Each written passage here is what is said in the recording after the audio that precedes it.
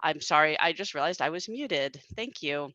Um, Again, Liz Cresci, strategic growth coach, little discombobulated today, having some technical difficulties.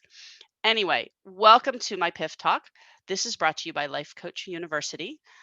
Visit us over at lifecoachuniversity.com to see more of the PIF Talks. We as coaches do that once a month. It's PIF is Pay It Forward. And we do this for you because we're on a mission to coach millions more. We also offer almost daily Let's Coach 2023 coaching sessions where you can come and bring a question and we can coach around that. So super exciting. Anyway, let's jump in and get started. So welcome to today. I thought we would discuss limiting beliefs and how to overcome them. And this, I think, is a very timely conversation at any time because we do carry beliefs around with us. It's been said that our lives are created by beliefs, and if you don't believe me in that statement, um, here's what a few other people are saying. Sadhguru, who is a famous Indian, I guess he's a philosopher, said when your mind is full of assumptions, conclusions, and beliefs, it has no penetration. It just repeats past impressions. Paulo Coelho, who is the author of The Alchemist, as along with some other books, said you are what you believe yourself to be. And I think Mahatma Gandhi sums it up the best. Your belief becomes your thoughts become your words become your actions become your habits become your values, and your values become your destiny. So it all starts with your belief, right? These are our experience which create our lives and are determined heavily by our beliefs. So they influence us all the time. They influence in a good way, and they influence us in a not so good way, and sometimes in a really negative way. Beliefs are completely illogical, but they're also self-fulfilling at the same time. And when I say they're illogical, it's because when you believe something, you act in a way that makes it true and validates it. If you believe that, um, I don't know, if you believe you can't cook, let's say, then you're not going to do anything to prove to yourself that you can cook. You're just going to take your current um, belief and the current state, and you're just going to walk around and say, "I can't cook. I can't cook." If you believe that tomorrow the sun will come up, then you will find that tomorrow the sun will come up. Although that's a little bit different because you don't have any control over the sun, right? So, but beliefs are something that we carry with us. They're the map that guides us towards our goals and gives us power to take action or not. When you believe in something, and as I said before, you make it true and you find ways to validate it. You find ways to find the proof. And when you have a negative belief, or even I guess even a positive belief, you're preventing yourself from finding evidence of the other way. So I think of it more in negative terms, right? Because you find evidence that um, for reasons why it can't happen, why you're not good enough, why this isn't the right thing, or any of those ideas that you have in your head. So they're often unconscious, and they're created from our past based on our interpretation of our experiences. And through those interpretations, we create rules that stem out of that earlier time. Um, and perhaps they even came from someone else. So, what exactly are beliefs? Well, according to Merriam-Webster, a belief is a state or habit of mind in which trust or confidence is placed in someone or something. It's something that's accepted considered to be true, or held as an opinion, something believed. The third definition from them is a conviction of truth of some statement of or of the reality of some being or phenomenon, especially when based on examination of evidence. So that's the technical, I guess, the dictionary definition of what a belief is. But it's really a feeling of certainty about what something means. It can be a powerful force in our life, or it can be disempowering. They're usually generalizations about ourselves, others, or the world. There could also be considered mental attitudes or convictions that we hold to be true without necessarily relying on the cognitive process or the thinking process.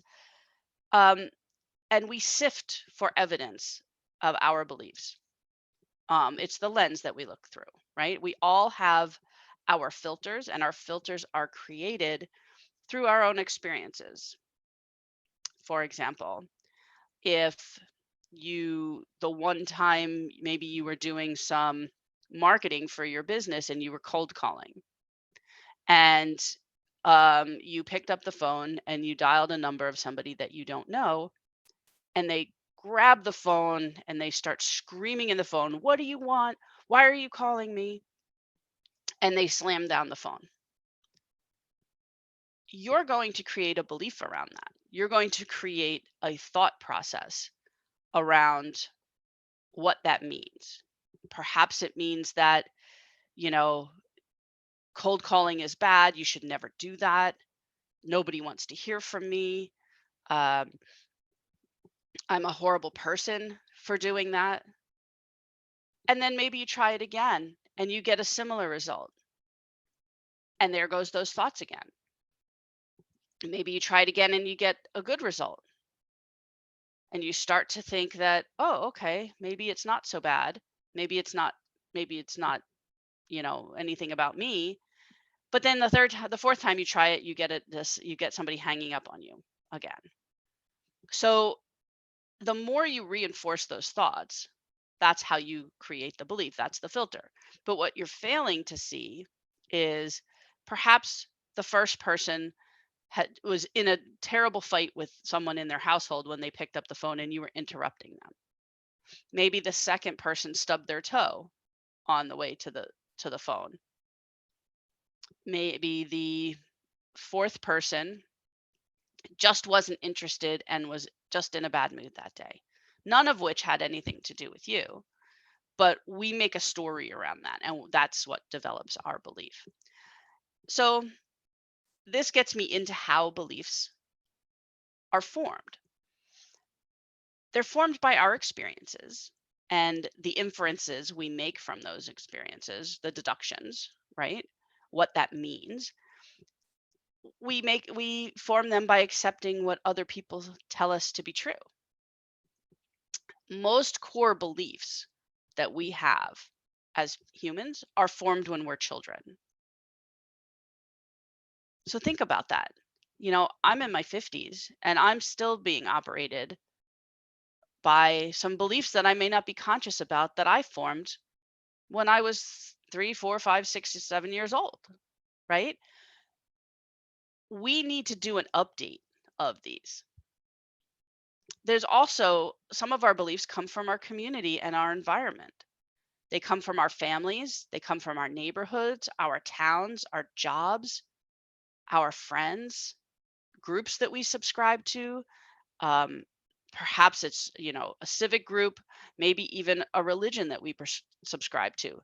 They all have their own beliefs. And by becoming a part of the tribe, if you will, then you're resonating with those beliefs as well.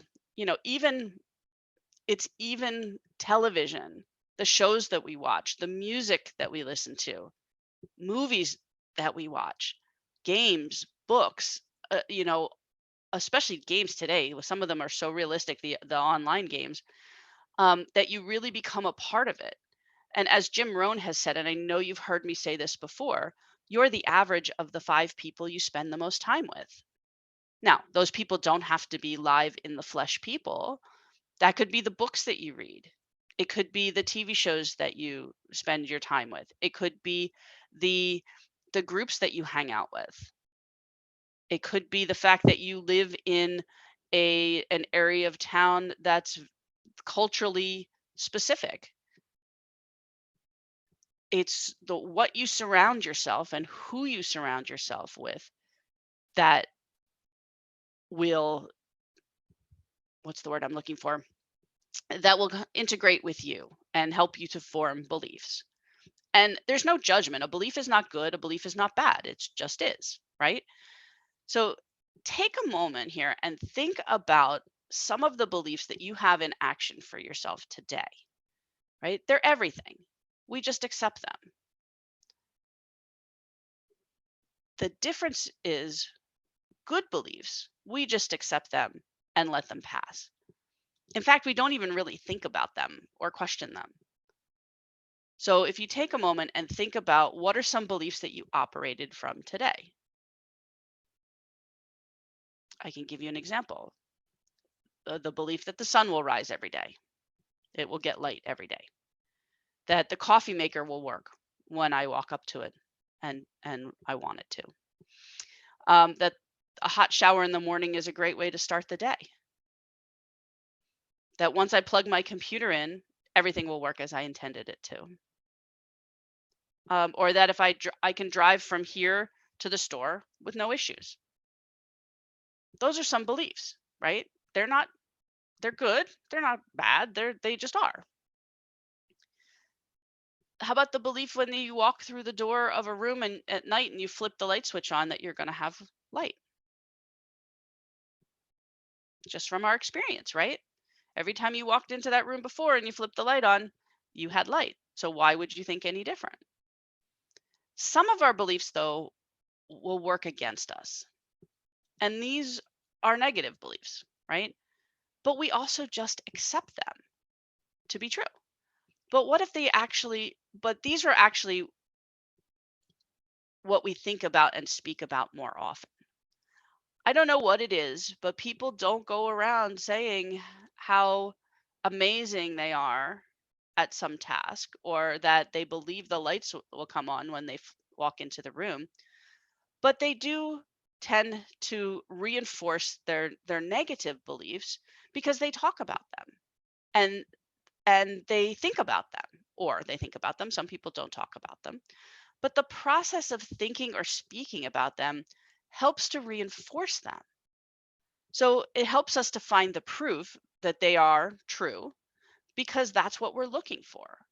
And I know that we've spoken about this before, and it's the amazing thing about our brains. Our brains will show us the proof for what we seek, for what we believe. It's called the RAS. I believe it's the reticular activating system. And what that is your brain seeks the proof of something to be true, right? Take the example of, and I use this all the time, of buying a car. You decide that you want to buy a white car because you love the color and you don't see it very often. The minute you decide, or the minute you drive that car off the lot, now all you see are white cars.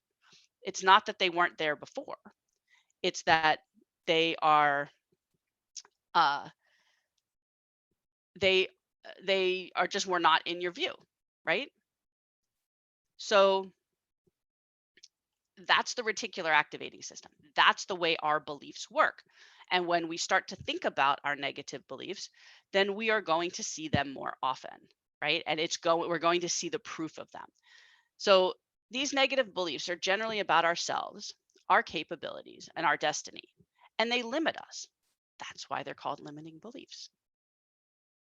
So I just want to read a comment before I get into the limiting beliefs. And it says, today, a belief I had today that when someone laughs, that they're laughing at me, even though he said he was not laughing at me, but laughing at the situation. I can't seem to shift that belief. Thank you for your vulnerability. And thank you for that comment, because you're not alone. So many people have this exact same belief, right? The first thing they jump their mind to is somebody's laughing, it must be at me. And that is a negative belief. And I'm going to put this on the shelf for a moment because we're going to get into how to overcome them in a few minutes. Let me just go into what those limiting beliefs really are and what they mean.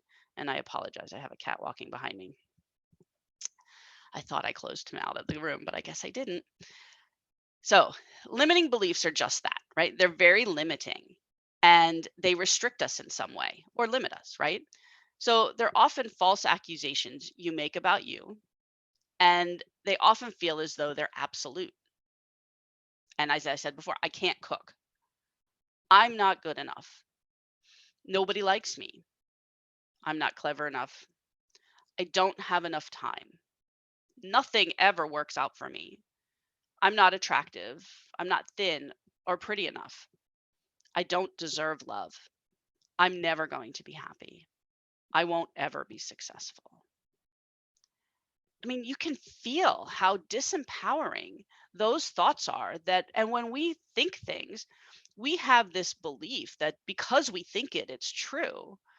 I'm here to tell you it's not. Our brains lie to us all the time.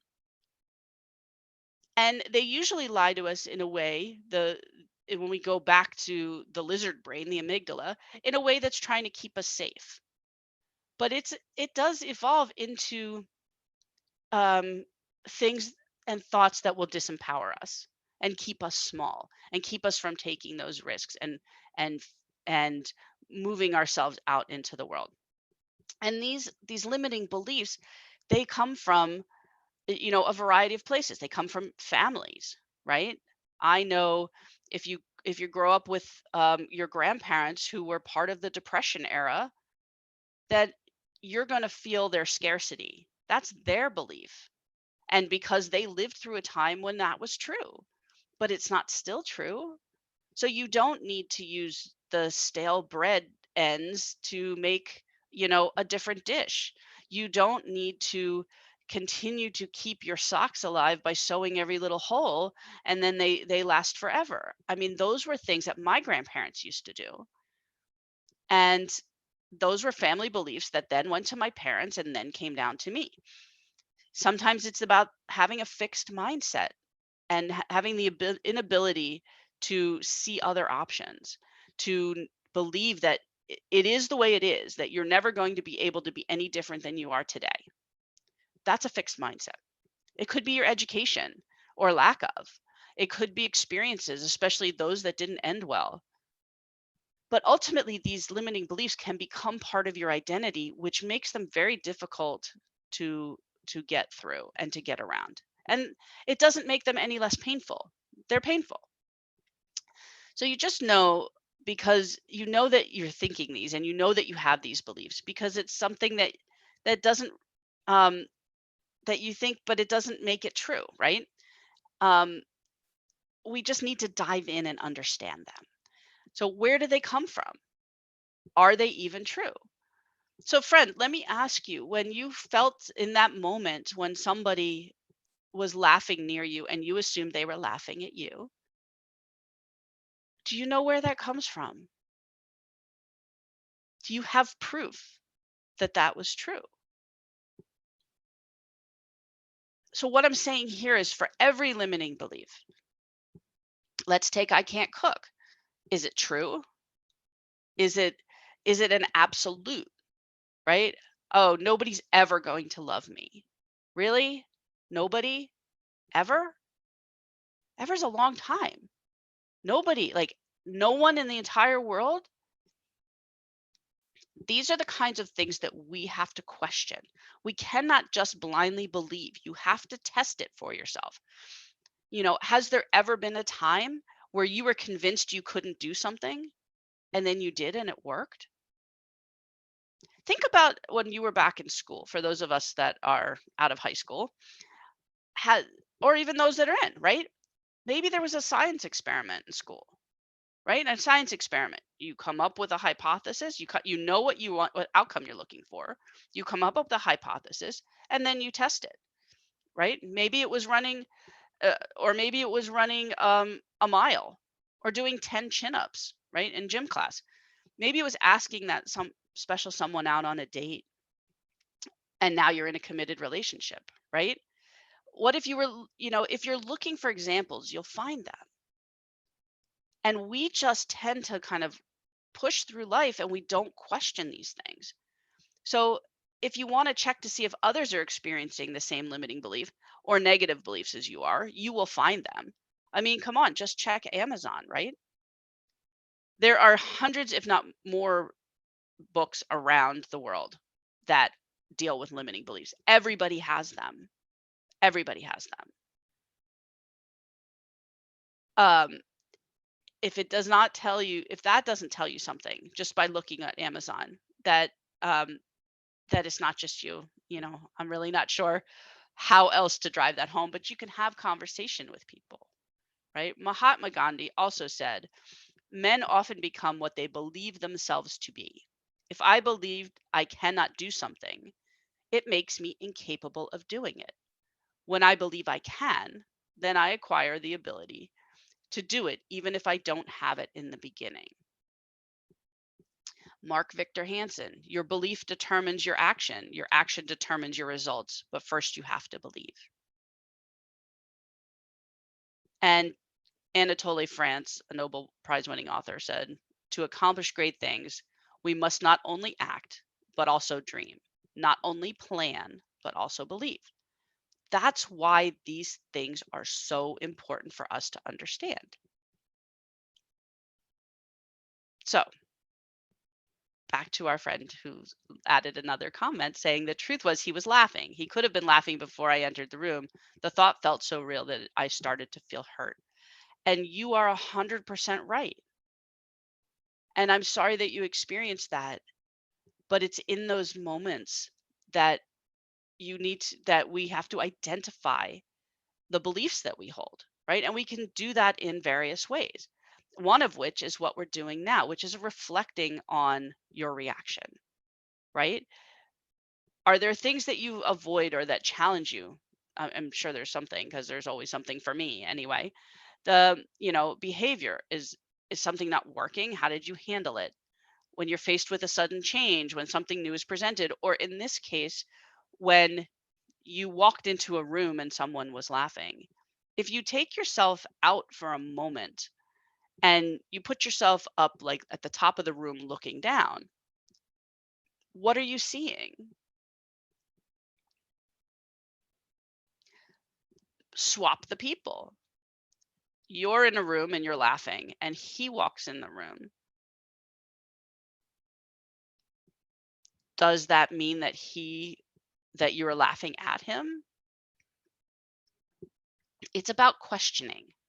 And um, that is one of the ways that we start to get to understand our beliefs. Another thing to look at is to listen to the language that we use. Words like should, ought, can, can't, must, may, always, et cetera, right? My questions are, says who? Who says that you should? Who says that you can't? Who, according to whom, right? Or as I said in the example before, always? Really? Never, ever, has there ever been a time that you could cook? Or that you weren't worthy, or that you were worthy of being loved, that somebody would love you? Nobody in the entire world? It also shows up in the excuses that we make to ourselves and to others, and the stories we tell ourselves. That's really where the beliefs form, because when something happens, we make a story around it. And then we tend to believe that story, especially the stories we've made for ourselves, right? But they're just that, they're stories. So write down the things that you know to be true, good or bad, no judgment, right? These are your beliefs. When you see them in black and white, it changes them, right? Everything, everyone that you can think of, whether you're personal, vague, passionate, whatever, categorize them. to family, specific situations, self, etc. And you'll find that a limiting belief will usually fall into one of three categories. And this is the way that we limit ourselves. Hopelessness, meaning we don't believe it's possible to achieve something. Helplessness, which is we believe something is possible, but we are not capable of it. Or worthlessness, we don't believe that we're deserving or worthy.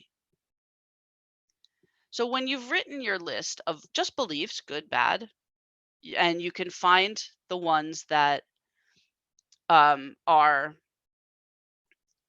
limiting you, tend to be negative, and you put them against this filter of one of three categories.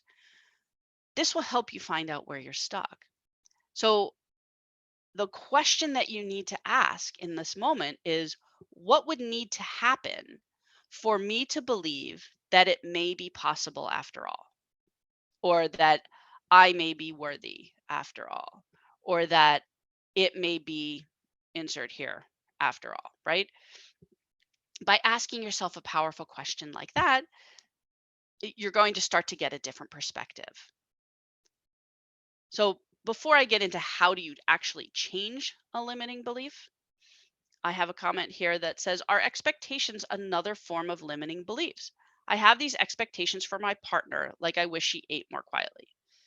So I love that question. And the reason I love that question, and in addition to it, is it's like my expectations are limiting her true self. Am I on the right track here?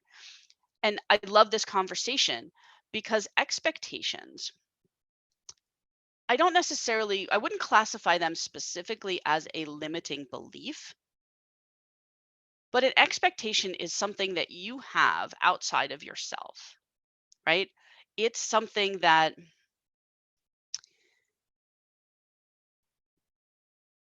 if you don't, how do I phrase this? It's something that you have about something that you have no control over. So you're focused outward. A limiting belief is going to be focused inward. While they may have the same, um, they may be parallel, I don't view them as exactly the same. So an expectation, if you have an expectation of someone, it's your responsibility to have a conversation or somehow allow that person to understand that expectation. Now, that's great.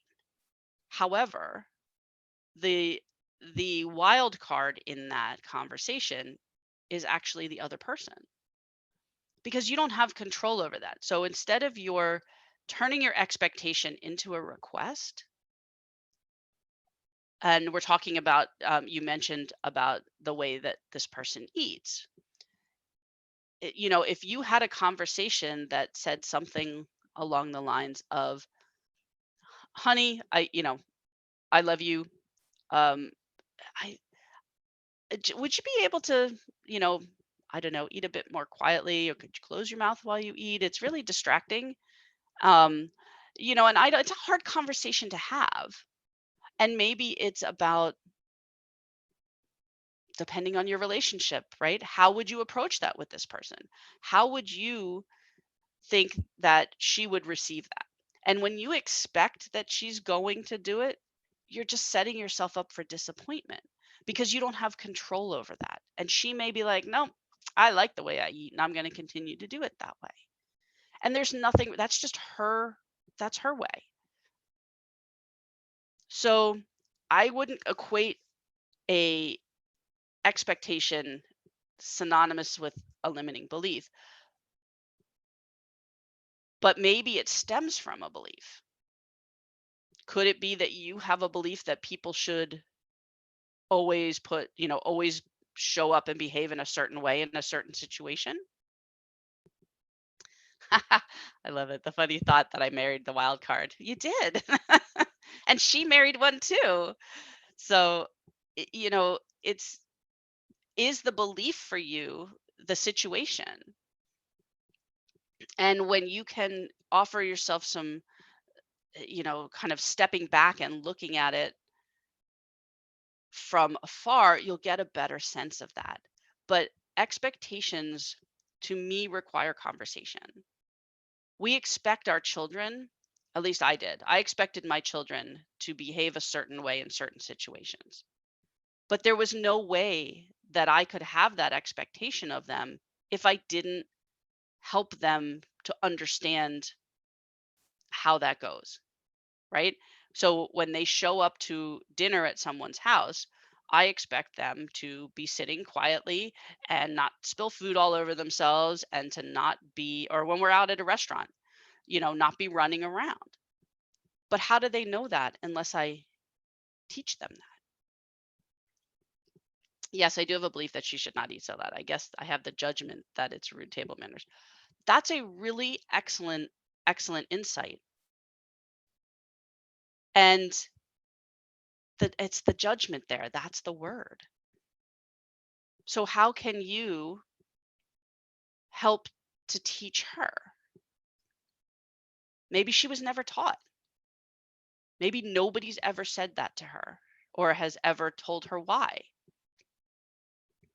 Maybe it's a point of, and if it's an uncomfortable conversation, are there ways that you can still get across the same thought to her and help her understand how important it is to you without actually coming out and saying that that it's a problem or that it's, that she's doing something wrong. Maybe it's a case of when you're out to dinner next and somebody is behaving in that way, you get in a conversation about it because it's not direct with her so that you're avoiding a fight and maybe she can see it more easily in somebody else or a movie, right? Maybe there's ways of thinking through that.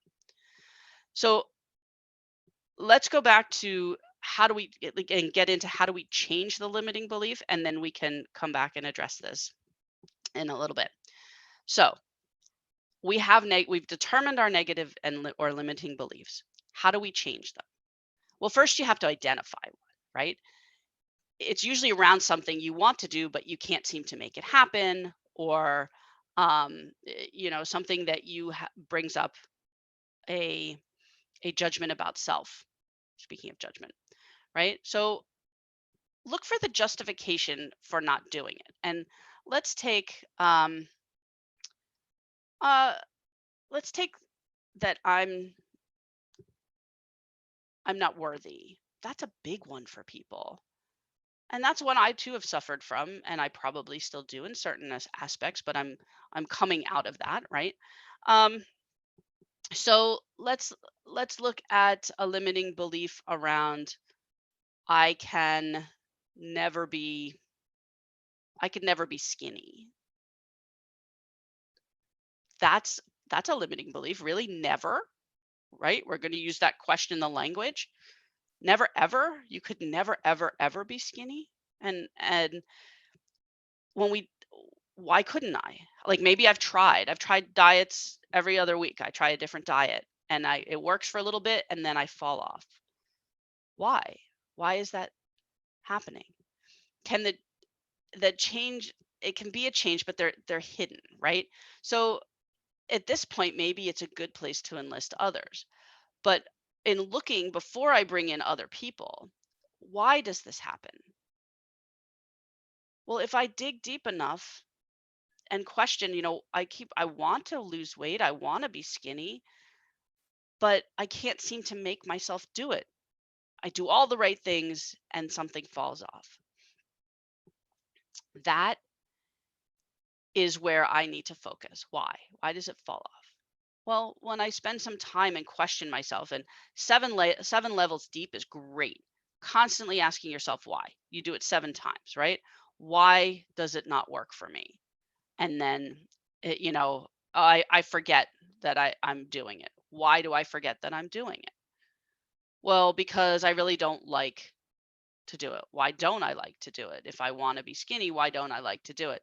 Well, because it's hard. But why is it hard? So I think you get the idea. You go 7 levels deep. And the reason 7 is because once you get past 5, you get out of here and into here, right? So you'll get to the true essence. And it's at this point you may discover that you don't feel that you're worthy. right? You want to be skinny in your mind. And I guess I shouldn't say you. I'll make it me the example.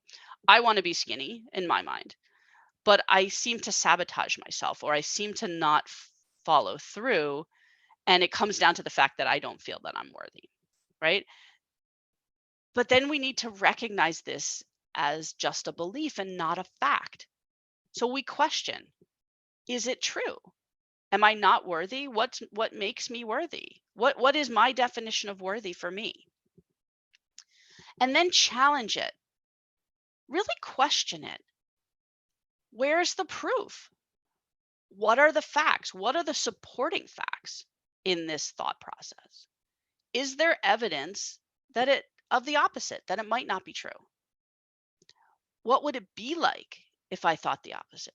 So in this situation, you know, what would it be like if I felt that I was worthy? What proof do I have that that I'm not worthy? Somebody hung up the phone on me. My parents yelled at me. Whatever that was, right? But where's the proof? What would it be like if I was worthy? How would I show up differently? H- How would I think about this if I was somebody else, somebody that I respected? Um, how would Oprah think about this? How would Richard Branson think about this? Or Elon Musk or Einstein or my great Aunt Bessie? How would they feel about this situation? And what are the consequences of keeping this belief? What's the consequence to me to keep the belief that I'm not worthy?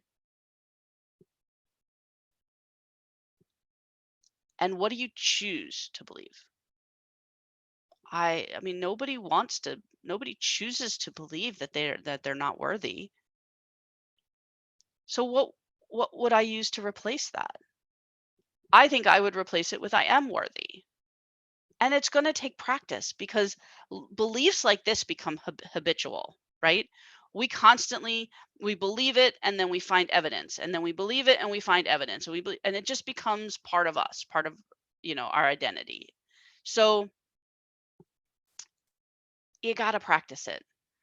And for me, I know I have to do little hacks for myself. I have to put it in my phone. I've got to paste it on my refrigerator, over my, on my mirror in the bathroom, near my desk. Like I need to constantly be reminding myself from outside. And here you also want to elicit others if that makes sense for you.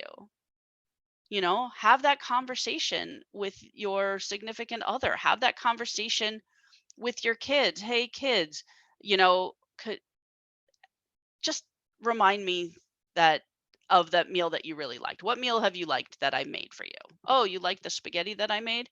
So just remind, every so often when I make spaghetti, like you'll see that they enjoy it. So it does mean that you could cook, right?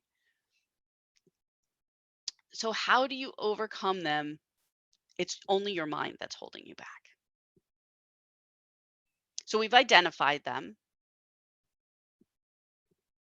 We're working on changing it. And so now how do we overcome it? So I have a great journal exercise.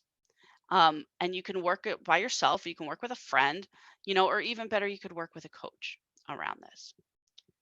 Identify your belief around something. That's always the hard part, right? Sometimes they're so reclusive, they just operate in the background and we're really not sure of what's going on.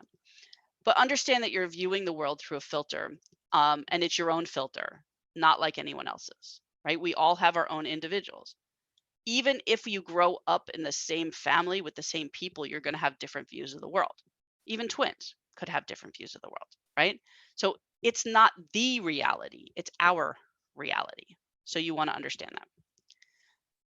Write it down and then really explain it. Get in the weeds with that, right? Our beliefs are often hard to explain because they're not really fully formed. So it may be a challenge for you. Why exactly do you believe this? What makes it true? Where's the evidence, right? What if I'm wrong? That's a big question. What if you're wrong? And then how is this belief serving me? All of these beliefs have some positive attribute for us. Dig in there and really find out, how is it serving me? What's the benefit of it? Even a negative belief could have a benefit, right? And would you say those same negative things to another person,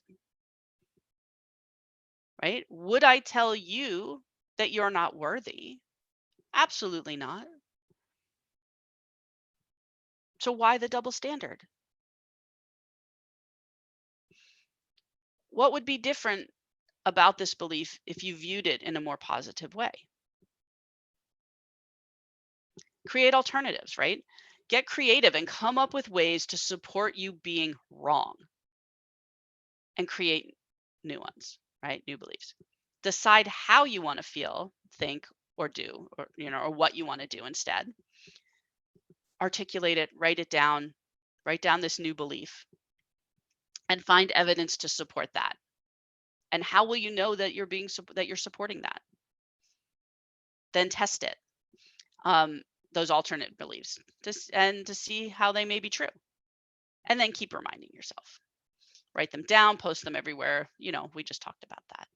So sometimes it doesn't take much more than diving into the origin of an old belief with your current knowledge to really eradicate it, right? If you thought about it, um, you know, perhaps maybe you were never picked in gym class to be on the kickball team as a 7-year old or an 8-year old, right?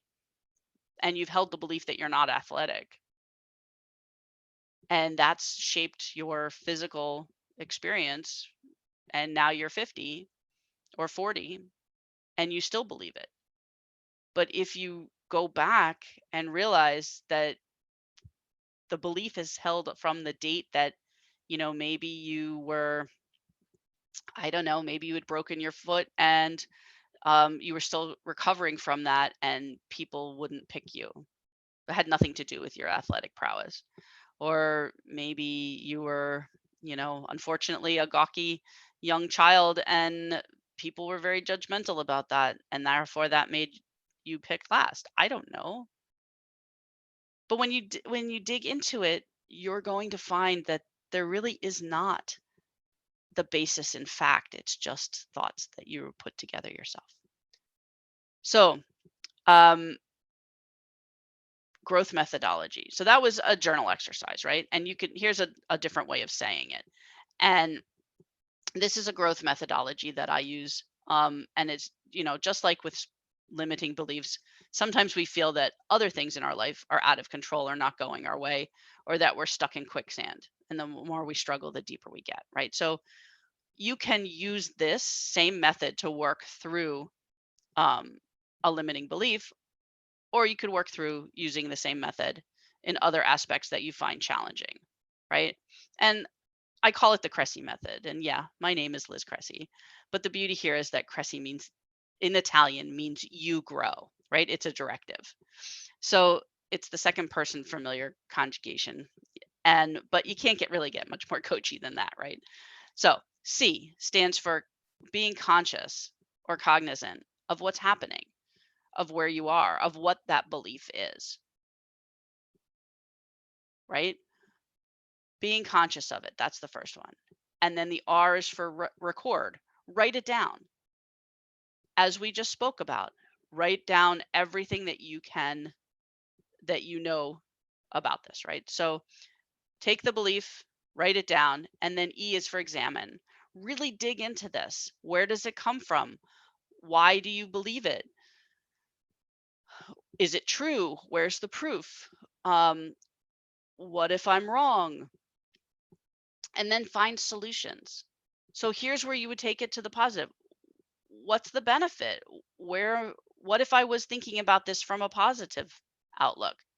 How do I what are my alternatives? How do I want to feel, think, or do? And then pick one, right? Choose and then implement it. And then write it down and put it all around. Like pick how you want to feel. So be conscious, record, examine, come up with your solutions, choose one and go for it. And make that your new belief, right? They're critical to our growth, beliefs are. And we consciously have to be thinking it like we have to not just allow our brains to do what it's going to do. It's like that's the drunk monkey, right? I've spoken about that before. If you let a drunk monkey loose in your house, what would happen?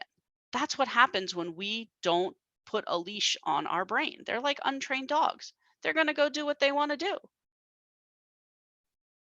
right? An untrained dog doesn't wake up thinking how it's going to, make a mess out of your day. That's the same thing with our brains. We have to put a leash around our mind and really take control of that. You know, Getting off this merry-go-round will give us a better handle of where we are. So as Theodore Roosevelt have said, believe in yourself and you're halfway there. And I don't know who said this, but I thought this was great. It's not because things are different that we do not dare. It's because we do not dare that things are it's not because things are difficult that we do not dare. It's because we do not dare that things are difficult. Sorry about that. So you all deserve to live the life that you choose and to push through your limitations and grow into the person that you're meant to be, right? We spend a lot of time moving forward being reactive, but we don't consciously choose our thoughts and our options. And life is about options, our options. So you can stop the beliefs, you can take it in a different direction. And if it no longer serves you, you don't have to hold on to it. So we have a few minutes left, and let me see if we have any questions. And I really appreciate the interaction that we've had. Um, if we could just address our friend with the laughing, ask yourself some of those questions. What could have been happening in the room prior to you walking through the door? Are you certain that it was about you? He said it wasn't. So, you know, you said you can't seem to shift that feeling. My question is why? What is holding you into that feeling? What's the thought that comes up for you beyond he was laughing at me? Dig into these and be kind with yourself. I want to assure you that you are not alone. And it's a conscious effort. Think back when if you're dating or when you were dating or as a young person or whatever, and you meet somebody that you really like and they don't call. Maybe you had a great date and they don't call the next day. Where does your brain immediately go? I know my brain immediately went to, oh, he didn't like me. Oh, that's, I must not be worthy. Let's go back to worthy. Um, you know, and then I get angry. And then I'm like, oh, well, he was a jerk anyway. And then come to find out that he was away on business or that um something happened and he needed to do something for his family. It had nothing to do with me, but my brain took me there. So that's what I'm saying is we need to be questioning those in ourselves. And you know what?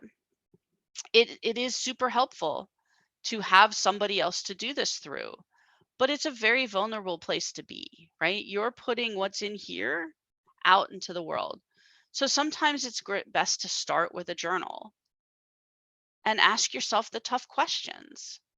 Have compassion. Don't judge yourself for going through this because this is, unfortunately, it's normal. It's something that we all go through. I do have a question here about, are negative thoughts and beliefs the same thing? That's a really, really good question. And I should have addressed it, and I'm sorry. Thoughts represent the is a thoughts are a representation of information, right? But we can have feelings about our thoughts, even if they aren't true or don't exist. I'm sure you may have heard the saying about ants, ants, automatic negative thoughts. Um, so people have those. I've heard people say, "Oh, check the ants," and be wary of the ants. So the difference between an ant, automatic negative thought, and a negative or limiting belief is that the negative thought focuses on a problem rather than a solution, and it's situation specific. Negative beliefs, they're deeply held, as we've been talking about. Excuse me. They stem from negative thoughts. If you have enough of the same negative thought, you're going to start to believe it, right? So thinking the thoughts over and over, you'll eventually assign it a truth. So the difference is that a negative thought is just that. It's just a thought. But the more you make the more you have the same negative thought, you will create the negative belief. So the thoughts come before the belief. And then I'm going to say, always question your beliefs. Coach yourself through them. And sometimes it's easier to find this in another person. So if you have somebody that you trust and that you want to kind of work through some of these things, then it would be a great idea to have that back and forth dialogue. If you hear somebody at your work, in your family, friend that says that uses language like I should, and I shouldn't, I can't, just ask them, says who, why? And you'll start to see the thought process here. So before we go, I just want to readdress our friend um, with the judgment about table manners. I hope that I've been able to answer some of the thoughts behind that. And expectations are, there's a lot of sayings around expectations. Expectations are the nails in the house of failure. Expectations are setting yourself up for disappointment. And the reason it's not bad to have an expectation, it's not bad at all. In fact, we should have expectations. People will often rise to the level of our expectation. And if, as certainly as a parent, if you don't have expectations of your children, those children are going to grow up feeling like they're not worthy because nobody's ever expected a lot of them. And if, you know, some kids rail against that, but that's a different conversation. But the key that I want to get across here is it's not necessarily bad to have expectation. It's bad to have unverbalized expectation. And, I know that, being in a relationship, you understand that it is a compromise, right? And the hard part about having that conversation is that you're opening the door to that conversation. And you may find that there's things on the other side, expectations of you that you were not aware of. So I challenge you, and I offer to you to find a way to have that conversation, because if you love this person, then you can do it in such a way that it will work for both of you. And the belief is a judgment is a stronger, comes out of beliefs, I guess. But having that judgment, it just is, right? That's the way she shows up, and what do you want to do about it? That's where it lands. So I hope I've answered that for you, and I appreciate that you were here today with me. I want to remind you that this PIF Talk was brought to you by Life Coach University. And it is a PIF Talk, which means pay it forward. So all that we ask is that you do something nice for someone today. Pay it forward to the world, spread the love. Maybe that's letting them know about our PIF Talks or Life Coach University or Let's Coach 2023. We're here almost every day. There's a bunch of coaches um, that do coach, and you can bring any topic, not even, doesn't have to be around the one that we're talking about that day. Um, the Let's Coach are 30-minute sessions. We're on a mission to coach millions more, and what we do here is for you. So again, help us spread the word. We'd love your feedback. Share the PIF Talks, with others. You can always reach us at hello@lifecoachuniversity.com. If you do something that you want to share that was your pay it forward, we'd love to hear that too, because we celebrate those. And I'm so grateful for you, and thank you. And again, apologies for the technical and feline interruptions. Have a great day.